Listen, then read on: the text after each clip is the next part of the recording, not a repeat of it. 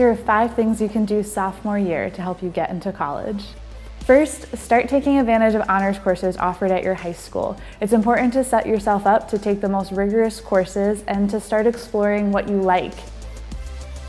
It's also important to stay involved in things that you really enjoy. At Bucknell, when we're reading applications, we can really tell what you're excited about and what you've enjoyed doing all throughout high school.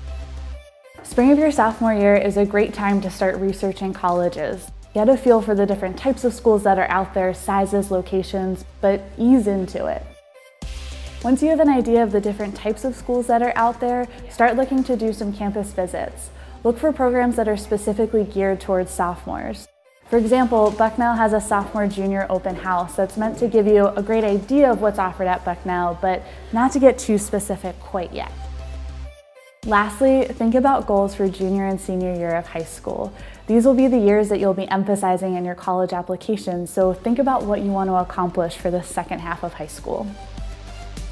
These are just a couple of things you can do during your sophomore year to help you have a successful college application process.